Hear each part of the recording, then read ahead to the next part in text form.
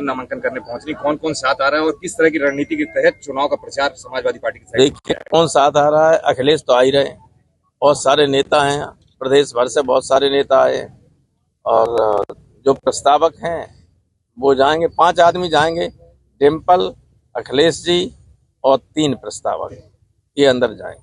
Sir, इस बार लोकसभा चुनाव में देखा जा रहा है मुद्दों की बात नहीं हो रही। एक तरह से विपक्ष बोल रहा है कि सरकार मुद्दों पे बात नहीं कर रही, वहीं सरकार कह रही है कि विपक्ष के पास कोई मुद्दा नहीं है। विपक्ष का मुद्दा ही मुद्दा है।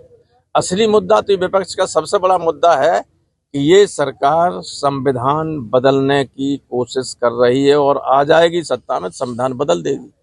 आपने कर्नाटक के उस 5 बार के बीजेपी के एमपी का बयान सुना होगा जिसके बाद टिकट कट गया, लेकिन उसके बाद नाथुराम मिर्धा की बेटी कीर्ति मिर्धा जो राजस्थान से बीजेपी की उम्मीदवार है, उसका भी वीडियो देखा होगा कि संविधान बदलने की कह रही।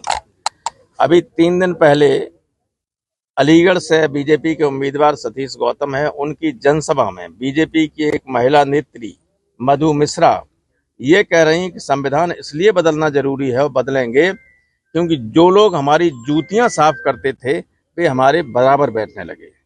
और कल ही अयोध्या से जो उम्मीदवार हैं बीजेपी के लल्लू सिंह, उन्होंने कहा कि 400 पार की बात इसलिए की जा रही, हम कर रहे हैं ताकि 400 जब जीतेंगे तभी संविधान नया बनाया जाएगा, ये हटाया जाएगा।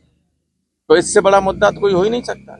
बीजेपी ने जयवीर को उतारा, यहाँ पे कैबिनेट मंत्री हैं, किस तरह के प्रतिनिधि को देखते हैं आप? कोई नहीं, सबसे कमजोर मंत्री होता है हमेशा उम्मीदवार, ध्यान रखिए, इतिहास इस बात का गवाह है।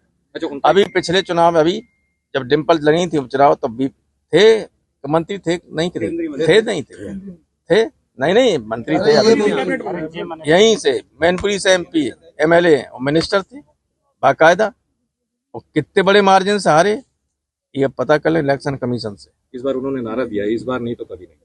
तो कभी नहीं सही है, ही इज राइट, कभी नहीं, कोई प्रश्न ही नहीं है। कल केशव प्रसाद मौर्य जी ने बोला है कि अगर हम इस बार 400 पार आते हैं तो संविधान बदल देंगे। और समाजवादी की साइकिल जो है पंचर कर दिया।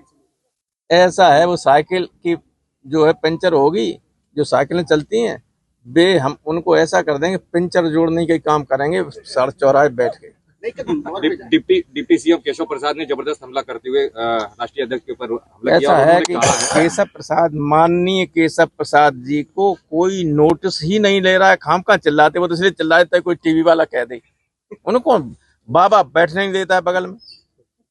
Deputy chief minister Maurya ji ने कल ये भी कहा था कि अखिलेश जी, कौन मोहन जी? केशव प्रसाद मौर्य जी ने ये कहा। अच्छा, मगर मोहन जी उन्होंने मुख्यमंत्री नहीं बनने दिया मुझे, किन्हें? दोबारा अखिलेश जी को इनने कल कह रहे थे। तो वो बन गए कि नहीं बन गए? ऐसा है, उनकी इन्हीं बातों की वजह से हमने तय कर लिया था इसको चुनाव नहीं जीतने देंगे, चुनाव हरा दिया।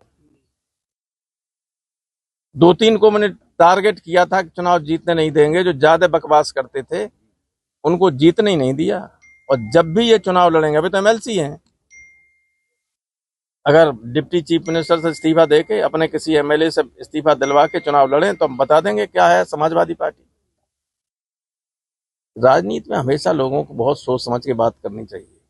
जिस तरह की बात ये करते हैं, इस तरह की बात तो कोई झाड़ू लगवाने वाला सड़क पे आदमी वो बात नहीं करता। ये तो डिप्टी चीफ मिनिस्टर, हिंदुस्तान के सबसे बड़े राज्य के डिप्टी चीफ मिनिस्टर है, लेकिन इतने निचले स्तर की, घटिया स्तर की बात आपने कभी किसी विधायक को, किसी एमएलसी को, किसी एमपी को नहीं करके सुना होगा जितनी ये मौर्य करता है।